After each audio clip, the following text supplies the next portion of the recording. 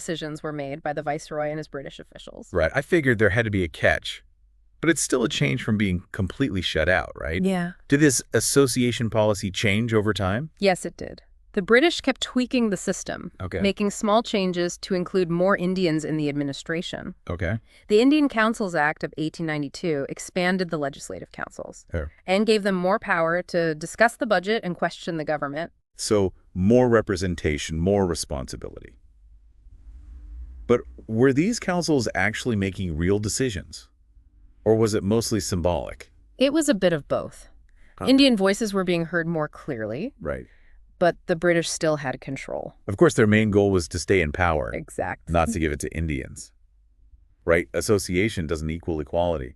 Was there any progress towards self-rule during this time? The Indian Councils Act of 1909, also called the monumental reforms, made some significant changes. Tell me more. It increased the number of elected members in the councils. So more Indians could be elected? Yeah.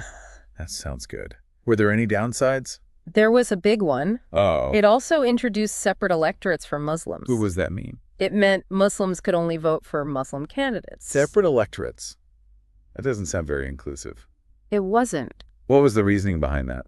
Officially, it was to make sure Muslims who were a minority had enough representation. But many people saw it as a way to divide and rule. Oh, wow. To create tension between Hindus and Muslims.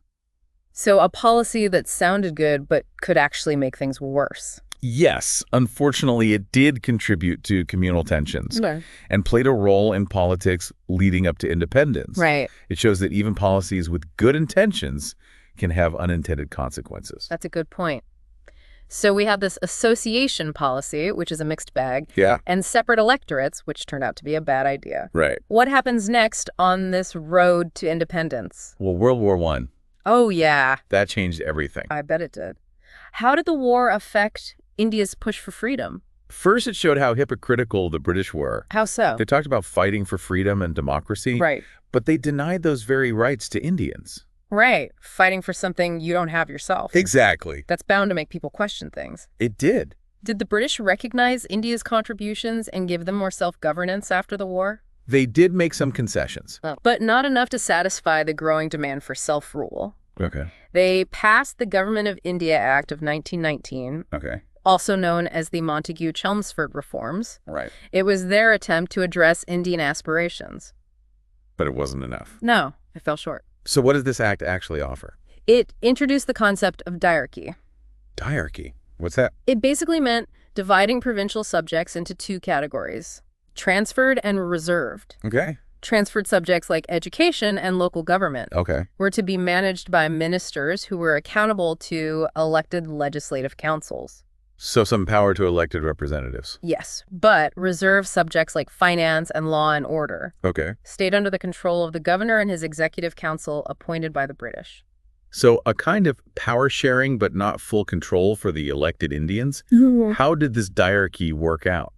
Not very well, to be honest. It was a complicated system that often led to conflict and inefficiency. The elected ministers felt limited because they didn't control the reserved subjects. Right. And the British officials thought the ministers were inexperienced. A recipe for frustration on both sides.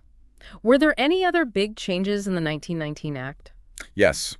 It introduced a bicameral legislature at the central level. Bicameral meaning? 2 houses. Okay, so 2 houses instead of 1. Exactly. Right. It also expanded the... Which was leading the independence movement. Launched a campaign of non-cooperation. What did that involve? They demanded complete self-rule. So a more confrontational approach. Did this non-cooperation movement have any effect? It put pressure on the British government. They realized they needed a new plan.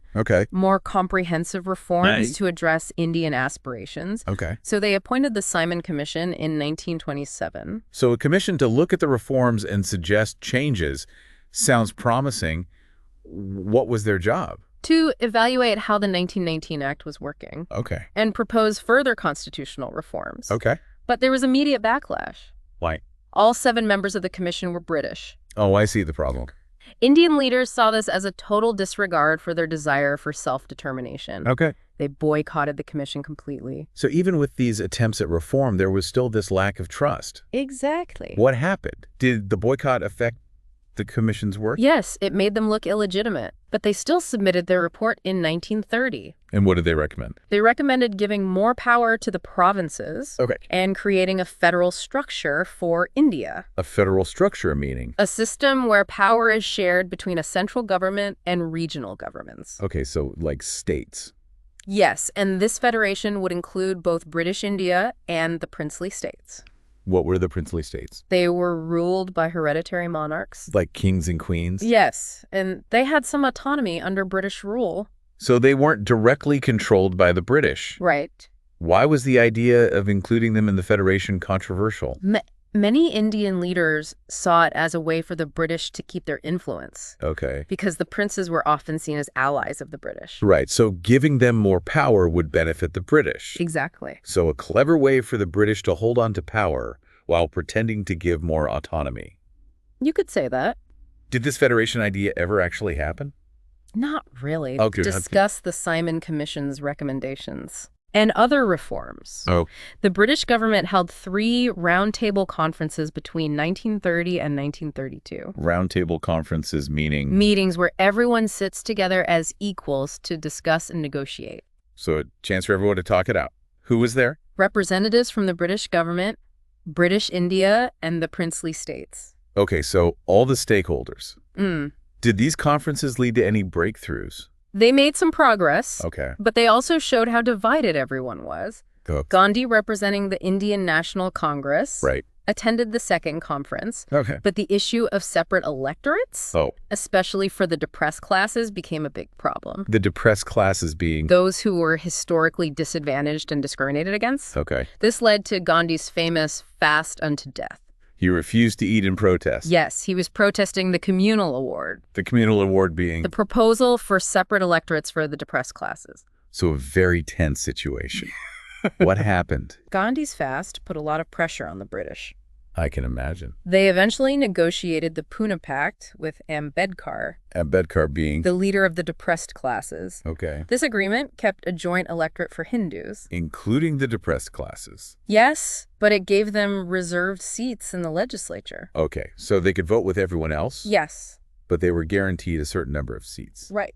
Okay, so a victory for social justice and representation for marginalized communities. It was. What about the bigger picture of constitutional reform? Did the roundtable conferences lead to a new act? Yes, they did. Okay.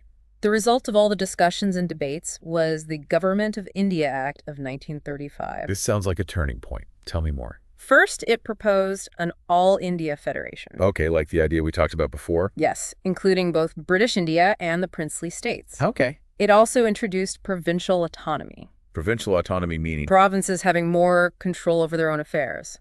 Okay, so moving towards a more federal structure and more autonomy for the provinces. Exactly. But you said before that the federation didn't actually happen. That's right. The act provided the framework. Okay. But it failed because the princely states didn't want to lose their autonomy. So they refused to join. Yes. What about the other parts of the act? Did they have a lasting impact? Yes. The introduction of provincial autonomy was a big deal. Okay. It was a major step towards responsible government at the provincial level, with elected governments in charge of things like education, healthcare, and local administration.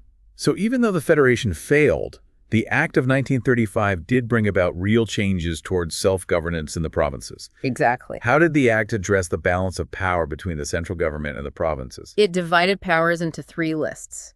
Federal, provincial, and concurrent. Okay, 3 lists. What do they cover? The federal list had things like defense and foreign affairs, which were under the central government. The provincial list included things like education and healthcare, which were under provincial control. And the concurrent list had things like criminal law and trade, where both the center and provinces could make laws. So a clear system for how power was shared. It was. Any other important features of this act? Yes. It also expanded the right to vote. More people could vote. Yes, but it kept separate electorates. Which further divided the political system. So a step forward and a step back at the same time. Yes. This act shows the complexity of British policy in India. They were setting the stage for an independent India, but also creating challenges that would need to be addressed. What happens next on the road to independence? World War II in 1939 changed everything. Okay. India was automatically pulled into the war by the British, Right. which